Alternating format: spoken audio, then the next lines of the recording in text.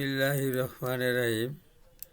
আজকে আমি দুইটি ওয়ার্ড একত্রে করলে এর অর্থ ভিন্ন হয়, অর্থাৎ তৃতীয় একটি অর্থ হয়। দুইটি ওয়ার্ডের আলাদা আলাদা সম্পূর্ণ একটি অর্থ হবে, কিন্তু যখন ওয়ার্ড দুইটি একত্রে করব তখন আর পূর্বের অর্থ ধারণ করবে না, তৃতীয় নতুন একটি অর্থ ধারণ করবে।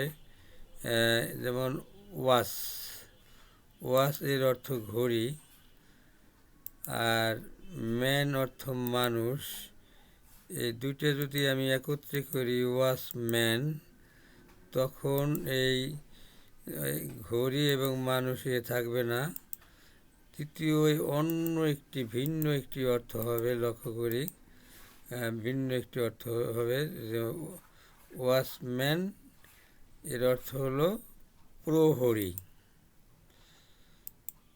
এবারে আরেকটি জোড়া শব্দ এরকম দুটি ওয়ার্ডের আর কি, এক অর্থ ডিম আর প্লান্ট অর্থ চারা গাছ, দুইটি মিলিয়ে হবে এক প্লান্ট।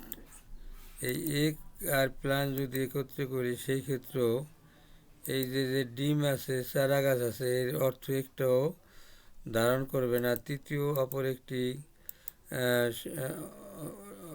অর্থ হবে।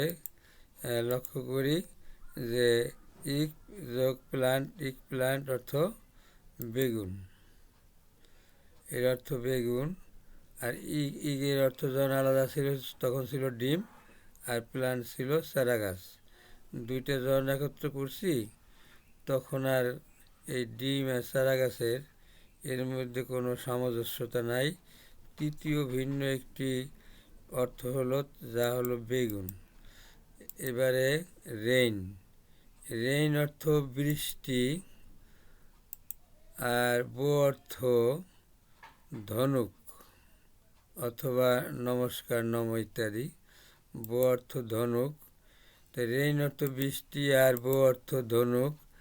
এখন এই দুইটি ওয়ার্ডকে যদি একত্রে করে রেইনবো লিখি তখন আর এই বৃষ্টি বা ধনুক এর সাথে কোনো সামঞ্জস্য বা মিল থাকবে না, তৃতীয় নতুন একটি শব্দের অর্থ হবে, সেটা হলো রেইনবো। রেইনবো অর্থ রংধনু। ধন্যবাদ সবাইকে। আল্লাহ হাফেজ।